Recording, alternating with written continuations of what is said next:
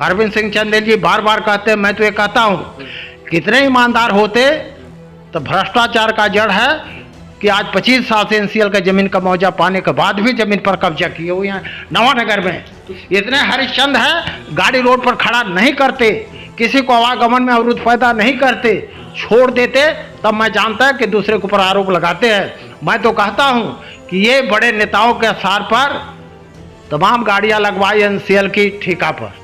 अनोखी आवाज न्यूज के सभी दर्शकों को नमस्कार। मध्य प्रदेश में सरकार लगातार दावे करती आ रही है कि पत्रकारों की सुरक्षा के लिए हम तत्पर हैं। पत्रकारों के जो खिलाफ बोलेगा, जो उनकी लेखनी को जंजीरों में जकड़ने का प्रयास करेगा, मारपीट करेगा, भत्ता करेगा, ऐसे लोगों के खिलाफ कार्रवाई होगी। लेकिन अभी तक सरकार के जो दावे रहे हैं खोखले साबित हुए हैं। अभी तक ऐसे किसी व्यक्ति के ऊपर कार्रवाई नहीं हो सकी है। तमाम पत्रकारों के मामले आते रहे हैं, कई बार उनको सत्यता दिखाने पर लोग उनको अटैक करते हैं, कई जख्मी होते हैं और कार्यवाही के नाम पर केवल एक जो सामान्य व्यक्ति होता है उस तरह से नॉर्मल मुकदमाएं धाराएं लगा के मामले को जस का तस कर दिया जाता है। एक ताज़ा मामला सिंगरौली जिले से जुड़ा है, जहां पर विधायक के हमारे साथ विधायक बैठे भी, इनसे हम बातचीत अभी करेंगे। विधायक के बेटे विवेक, जिनका नाम बताया जा रहा है, एक पत्रकार को जो पोल खोल पोस्ट के हैं उनको चाय पे बुलाते हैं और ऐसा आखिर क्या होता है वो अभी स्थिति स्पष्ट नहीं हो, लेकिन मारपीट उनके साथ होती है और लहूलुहान हो जाते हैं। थाने में शिकायत होती है, मुकदमा पंजीबद्ध होता है। हम विधायक जी से जानेंगे कि क्या पूरा विषय रहा, जो ये पूरा घटनाक्रम रहा। पहले तो इस पर आप क्या कहना चाहते हैं? क्या लगता है क्यों आपके तो परिवार के आपके बेटे हैं, आप देखे होंगे, समझे होंगे, आपको बताए होंगे, क्यों हुई ये घटना हम लोग तिलक में गए थे खटखरी। अच्छा। सांसद जी के बाइक में। अच्छा। उधर से लौटने के बाद मोबाइल में ऐसा न्यूज आया। अच्छा, मोबाइल पे आपने देखा? हाँ, मोबाइल पर देखा और मोबाइल पर देखा कि वहाँ भूसा मोड़ पर झगड़ा हुआ। अच्छा। पर उसमें सिंगल आरोप ये लगाते हैं कि विधायक का लड़का विवेक ने जानलेवा हमला किया। उसी के बाद एक समाचार आता है कि 7-8 लोग और थे, सब मिलकर मारे। थाने में भी गए, मेडिकल कराए। तो मैंने विवेक को लगा के फ़ोन पूछा कि क्यों झगड़ा कैसे हो गया, काहे कि तुम लोग मारते हो बार बार किसी को। तो कहा कि ऐसा है कि ये लोग आए, भूसा मोड़ पर थे होटल पर एक, और तो हमने कहा कि आइए आइए, तो चाय पी लीजिए। अच्छा, तो हम चाय बनाने के लिए उसको बोल दिया कि चाय पियो। इनके साथ में सिन्हा भी पत्रकार था, फड़िंग सिन्हा, उन्हीं का। हाँ, फड़िंग सिन्हा। और कुछ लोगों के साथ ये बातचीत करने लगे, कुछ ऐसी बातें करने लगे कि जो इन लोगों को बर्दाश्त नहीं हुआ। कैसी बातें? वो जनता भी जान लेना, क्योंकि 4-5 दिनों से बड़ा पसोपेश लगा। वो ये कहते हैं कि भाई ये कबाड़ का धंधा करते हैं, तो हम लोगों को महीना तय करो। अच्छा।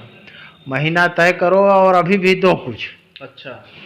तो 4-5 हज़ार रुपये कहाँ देने की ये लोग मांग कर रहे थे, कभी दीजिए और महीना 20,000 25,000 अच्छा महीने में बाद हो और धंधा करो।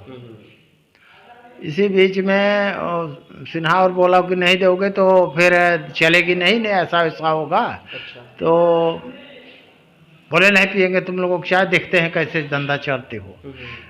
तो इसी तरह में 1-2 लड़के उठे, तो फिर उसको 1-2 डंडा जरूर लगाए कि बात धमकाने आए हो यहाँ हमारे घर पे, चाय पीने को बोल रहे हैं कि चाय पी लिए बात होगा, और तुम लोग गाली गलौज करना शुरू कर दिए कि साले यहाँ तुम लोग करते हो धंधा तो नहीं करोगे, ऐसा वैसा ऐसा वो बताया।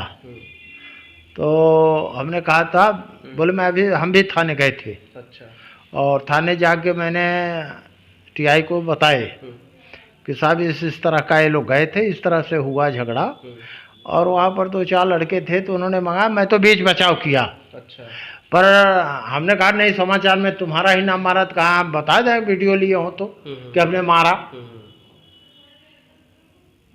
कहा हमने तो बीच बचाव कर रहे थे, मारे जरूर ये लोग जो और थे लोग बैठे यहाँ होटल पर। नहीं, चूंकि क्या है कि जैसे आप बैठे हो, आपके साथ कोई बैठा है, आप वहाँ पर जिम्मेवार हैं, तो आपके साथ भी जो लोग हमला करते हैं, मारते हैं या किसी से दुष्व्यवहार करते हैं, तो जिम्मेदारी जो मुख्य है वहाँ उसकी होती है। आप क्या नहीं, तो मानते हैं? हमारा होटल तो था नहीं, होटल पर हमको देख के दिया है, तो हमारी जिम्मेदारी थी, तो हम बचावन कर रहे थे कि भाई न करो, झगड़ा न करो।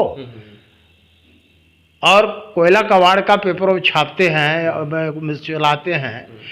कोयले का, मुख्य कोयले की बात आती है। हाँ, तो बताइए कि कहाँ पर कोयला स्टॉक था, किस गाड़ी में था, कहाँ पर था कोयला पकड़े, ये बार बार ये बात करते हैं। क्या लगता है कि ऐसा ये क्यों किया जा रहा है? जैसे कि आप कह रहे हैं कि ऐसा कुछ नहीं है, कोई तथ्य सामने लाए, क्यों ऐसा बार बार सामने क्यों आता है? ये लोगों का धंधा है, पूरी तरह से पत्रकारिता एक आड़ है। मैंने भी देखा हूँ, ये पूरे क्षेत्र में घूमते रहते हैं, चाहे वो जयंत हो।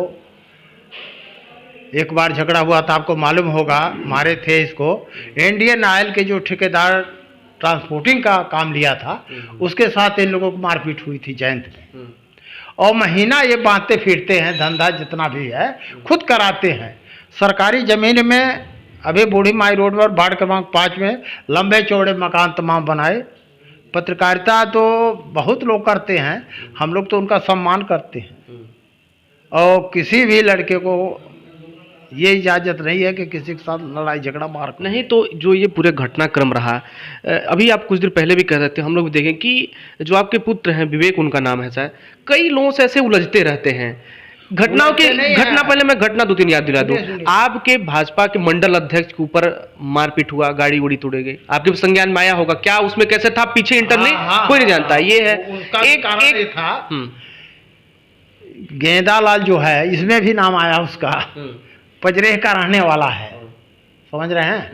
अब वो साथ में है, तो उनके साथ जो मकान बना रहे थे, मंडल अध्यक्ष की बात कर रहे हैं, जब उसको वैसे ही बात करते तब वो तब गिराने लगे, तब झगड़ा पैदा हुआ। झगड़ा तो एक होता नहीं, झगड़ा जब कुछ होता है तभी होता है। ये लोग के साथ गए थे वो कि भाई हमारे 10-15 फीट का लंबा चौड़ा दुकान बना के हम अपना गुजर बसर करेंगे। इनकी 5-5.5 एकड़ मंडल के चाचा की ज़मीन थी, तो उस ज़मीन पर एक कब्जा थोड़ी कर रहे थे। ये है कि रोड के सामने है, तो चाहे 2 फीट जाए तब वो लोग करने लगते हैं। अब तो पूरा बाजार 30 फीट का रोड 20-20 फीट का दिया हो, सिगरौली में जाके देखिए, एक पैसा नहीं लिया हूँ किसी के रोड का। अच्छा विधायक जी, ये जानना चाहते जैसे कि अभी लोग ये अपने से नहीं करते, को ढूंढ ढूंढ के करे, अचानक आती है बात और वहाँ झगड़ा होती है।